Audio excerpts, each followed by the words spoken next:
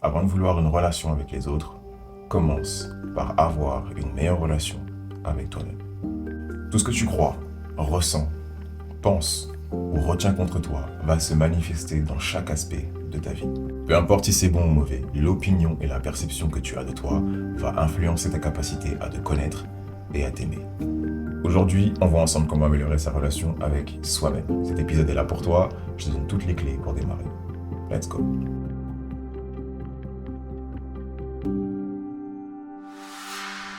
Bienvenue dans le Radial Mindset. Je m'appelle Gioneo et je suis un passionné de développement personnel. On se retrouve ici sur ce podcast pour parler de santé mentale, d'éducation financière, mais surtout de développement personnel. Le but, libérer ton Radial Mindset, un état d'esprit qui te permet de créer ta propre définition du succès. Chaque semaine, je partage avec toi des techniques que j'utilise pour améliorer ma vie. Alors, si toi aussi tu veux créer la vie que tu penses mériter, abonne-toi pour ne rien rater de ce qui va suivre. Aujourd'hui, on parle de la relation que tu as avec toi-même. D'abord, est-ce que tu as une relation avec toi-même? Dans quel état est cette relation? Est-ce que tu la développes? Mais surtout, est-ce que tu aimes cette relation? Écoute, tout comme toi, j'ai été moi-même coincé par le passé. Pendant longtemps, je me suis vu comme une personne qui ne méritait pas d'être aimée. Une personne qui dérange juste par sa simple présence. Et après des années à fuir, à rejeter et à être dans la codépendance, je me suis dit stop. J'ai dû arrêter la course, j'ai dû m'asseoir et me regarder dans le miroir pour commencer à enfin avoir une meilleure relation avec moi-même. J'ai dit stop parce que tout ce que je fuyais me poursuivait et tout ce que je rejetais n'allait en fait nulle part. C'est comme si l'histoire se répétait, comme si les situations se reproduisaient sans fin. Et plus je rejetais, plus je fuyais, plus je me sentais poursuivi. Jusqu'au jour où j'ai eu ce déclic. Je faisais que me rejeter moi-même, parce que j'ai permis à mes blessures de me lire des histoires avant de dormir. Mais quand je me suis enfin réveillé, j'ai compris que c'était juste mon amour propre, ma capacité à m'aimer moi-même qui demandait tout simplement à être écouté. Je sais que ça fait peur d'affronter ses blessures et de mettre le doigt sur des sujets difficiles. On ne sait pas par où commencer, ou tout simplement si on s'y prend correctement. Tu ne peux pas changer le passé, mais si tu veux avoir une meilleure relation avec toi-même aujourd'hui, j'imagine que comme moi, tu as fini par comprendre que tu as toutes les cartes en main pour créer un meilleur futur, pour créer une vie que tu penses mériter. L'un des meilleurs moyens pour savoir si une personne arrive à s'aimer et à avoir une bonne relation avec elle-même, c'est de lui demander qui elle est. Alors, pose-toi la question. Qui es-tu? Est-ce que tu te vois tel que tu es aujourd'hui ou est-ce que tu te décris par tes expériences de ton passé? Écoute comment les gens se décrivent aujourd'hui. Ils utilisent leurs blessures, leur passé pour se définir. Par exemple, tu peux entendre « j'ai grandi avec peu de moyens » ou « l'un de mes parents n'était pas là pour moi quand j'étais petit ».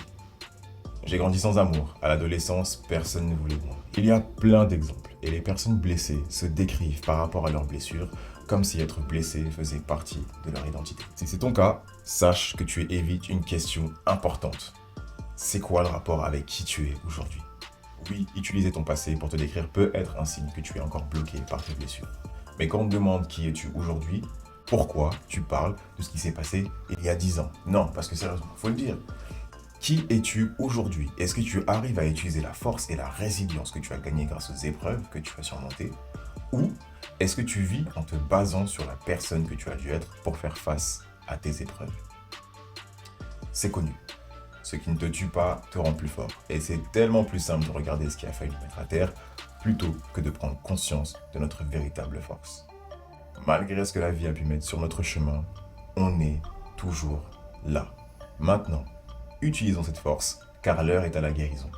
Pour améliorer sa relation avec soi-même, il faut laisser couler les choses. Beaucoup de choses sont hors de ton contrôle. Des fois, on pense trop, on ressasse trop. Qu'est-ce que cette personne a fait? Qu'est-ce que cette personne n'a pas fait? Qu'est-ce qu'on m'a fait en 2006? Il n'aurait jamais dû faire ça. Les êtres humains sont tous à mettre à la poubelle. Bref, trop souvent, on reste bloqué par des émotions. Certains d'entre nous sont bloqués dans le passé. Ils sont avec nous dans le présent, certes, mais ils vivent dans le blocage de la douleur du passé. Les blessures sont un signal pour t'informer que quelque chose n'est pas résolu chez toi. Et breaking news, peu importe ce que tu fais, les gens auront toujours leur bouche ouverte pour commenter ta vie. Ça fait partie du game. Dans le bruit que les gens peuvent créer autour de toi, ton attention va s'arrêter sur ce que tu penses être vrai. Donc, si tu n'améliores pas ta relation avec toi-même, tu t'empêches de mieux te connaître et tu t'autorises à être sans cesse blessé par les opinions des autres. Tu as mal parce que les gens viennent valider ce que tu penses de toi-même, sinon ce serait le dernier de tes problèmes. Apprends à te connaître. Tu dois réussir à passer du temps seul.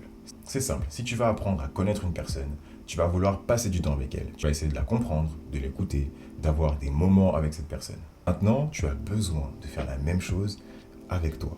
Passe du temps solo. Et quand je dis solo, c'est sans distraction. Rester chez toi dans ton ordinateur ou ton téléphone ne va rien faire pour toi, même si tu passes ton temps à regarder des vidéos de développement personnel ou autre. Tu es juste posé avec tes distractions. Tu dois agir et essayer de comprendre qui tu es sans distraction. Parfois, marcher dans la rue, sans musique, sans notification, peut t'aider à mieux observer tes pensées. Si tu es entouré de personnes, essaye de prévoir une activité en solo. Le goal ici, c'est de faire des choses différentes pour mieux te connaître et d'éviter d'être influencé par l'opinion des autres. Une autre astuce pour apprendre à mieux te connaître et avoir une meilleure conscience de toi, c'est tout simplement d'être curieux envers toi-même. Tu dois avoir envie de te connaître et d'abandonner la peur de te voir tel que tu es. Retire progressivement tes distractions.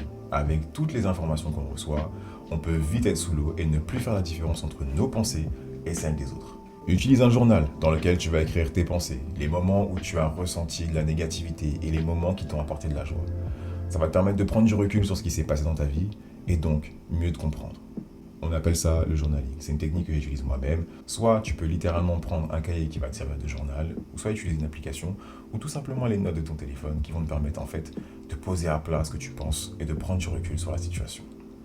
Ça va t'aider à t'accepter et à prendre conscience de qui tu es. Même si pour l'instant ta réponse est « je ne sais pas qui je suis et je suis en train de le découvrir », c'est ok.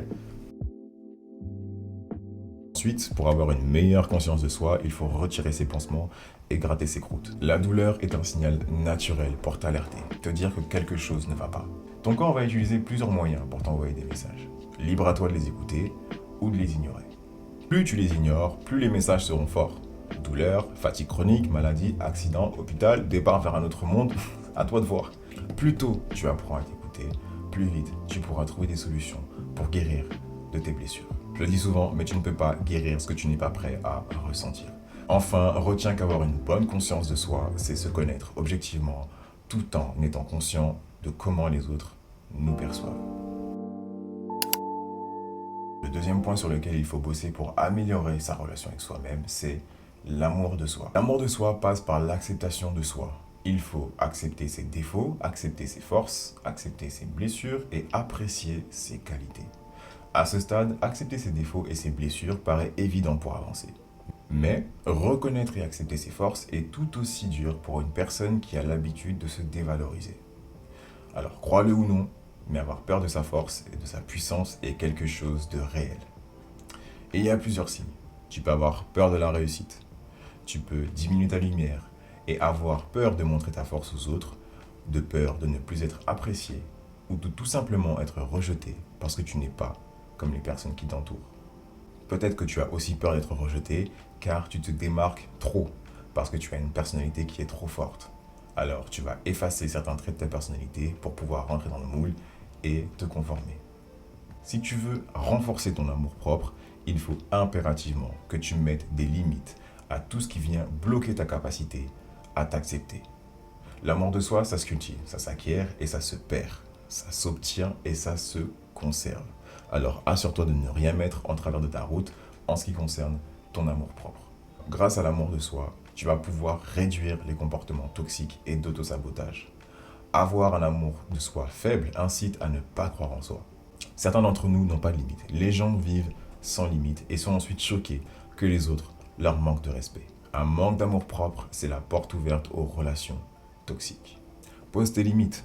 Ou alors tu finiras dans l'exemple classique de « je ferai tout pour toi et tu m'aimeras » ou le « comment tu peux me faire ça, comment tu ne peux pas m'aimer après tout ce que j'ai fait pour toi ». Assure-toi que les gens t'aiment pour ce que tu es et pas pour ce que tu peux faire pour eux. Une autre conséquence du manque d'amour-propre, c'est de te pousser à croire que tu dois faire plus que les autres pour mériter l'amour de quelqu'un. Dans des cas plus graves, tu penses que tu ne mérites pas d'être aimé. Enfin, un manque d'amour-propre peut te pousser à rejeter les compliments et tous les aspects positifs de ta personnalité ou de ta vie. Si tu te reconnais dans ce que je viens de dire, prends ton temps pour guérir. Prends le temps d'identifier tes douleurs. Tout le monde a le droit d'être heureux, d'être aimé Et franchement, rien de mieux que l'amour-propre. Rien de mieux que de savoir que tu peux compter sur toi pour prendre les meilleures décisions. Les gens voient très bien qu'on n'a pas conscience de sa valeur. Les gens voient ton potentiel et certaines personnes sont juste là pour absorber tout ce que tu es prêt à leur apporter. Apprends à dire non. Tu dois avoir des limites pour te protéger. On a tous des moments où on a des pensées négatives et il faut apprendre à les gérer. L'une des techniques que j'utilise, ce sont les affirmations positives. Je vais utiliser 10 à 15 minutes le matin pour me poser, écouter et répéter des affirmations positives avant de commencer ma journée. Ça me permet de commencer sur un pied positif plutôt que de prendre mon téléphone et de scroller sur les réseaux sociaux et de voir la négativité qu'il y a dans le monde. Ok, avant de conclure sur ce point, je veux que tu retiennes une chose. Oui est le mot qui coûte le plus cher. Alors apprends à dire non, apprends à poser tes limites. J'espère que tu prends des notes ou alors que tu vas essayer d'appliquer les conseils que je suis en train de donner. Reste avec moi et on continue avec le 4e point qui est l'estime de soi.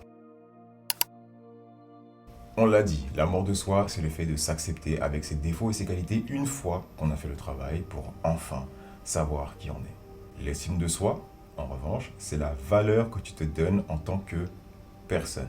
Et quand on parle de valeur, évidemment, c'est subjectif. Donc ta valeur doit être basée sur des événements et des éléments concrets. Le premier conseil que je peux te donner pour essayer d'améliorer ton estime de soi, c'est d'accepter là où tu es. Sois patient avec toi-même pour prendre conscience de ta valeur. Au lieu de t'en vouloir et te fouetter à longueur de journée, essaye d'accepter tes erreurs. Ensuite, tu pourras agir. Personne n'a le droit de te dire ce que tu peux ressentir ou pas. Quand ça arrive, c'est souvent toi qui laisses les gens te dicter comment vivre ta vie ou quoi penser.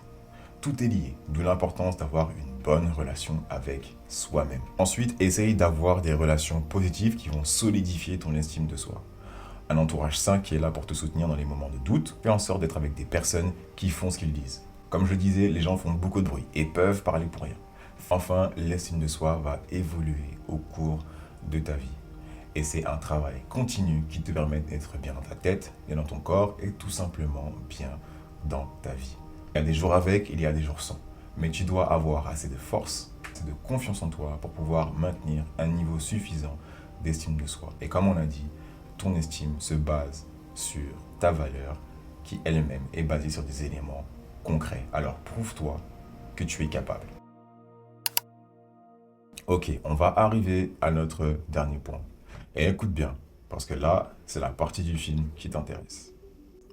Le respect de soi, c'est être capable de se traiter avec considération, amour et bienveillance. Je suis sûr que tu connais plein d'exemples de personnes qui ne s'aiment pas, qui ne se connaissent pas et qui donc ne se respectent pas. Se respecter, on l'a dit, c'est savoir se mettre des limites et les respecter soi-même. C'est qu'une fois que tu auras compris ça, que les gens pourront respecter tes limites. Maintenant, pour développer son respect de soi, il faut tout simplement commencer par prendre soin de soi. Je ne parle pas juste de faire attention à son visage ou à son apparence extérieure. Prendre soin de soi, c'est prendre soin de son corps et de sa santé, qu'elle soit mentale ou physique. Soigner sa relation avec son corps, son sommeil, son alimentation, ce n'est plus à prouver. Il y a des millions de neurones dans ton estomac et on dit que c'est le deuxième cerveau. C'est pas anodin. Évidemment, ici, on parle de développement personnel, d'éducation financière, mais crois-moi, ta santé est ton meilleur investissement. Pour pouvoir améliorer la relation que tu as avec toi-même, tu vas devoir commencer par respecter les engagements que tu prends envers toi-même. Chaque fois que tu brises les promesses que tu te fais ou que tu te laisses embarquer dans des situations ou des relations négatives, tu te manques de respect. Quand tu procrastines, tu manques de respect envers tes objectifs et envers la meilleure version de toi-même. À chaque promesse non tenue, tu manques de respect en ta confiance en toi et ça impacte la valeur de ta parole. Le fait de ne pas avoir de limite, on l'a dit, c'est un manque de respect envers ton amour-propre et ton estime de soi.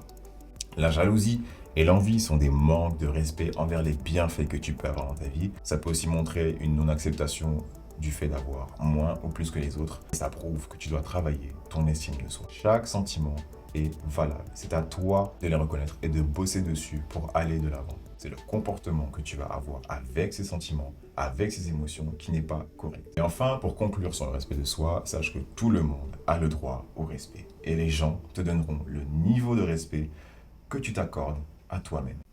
Écoute tes besoins, écoute ton corps et surtout respecte-toi en essayant chaque jour d'être 1% meilleur que la veille. C'était le Radio Mindset. J'espère que tu repars avec quelque chose que tu ne savais pas avant. Comme d'habitude, si tu aimes la vibes, like pour ne rien rater de ce qui va suivre. Abonne-toi et surtout partage cette vidéo avec les personnes qui en ont besoin. Je m'appelle Gioneo, prends soin de toi, peace.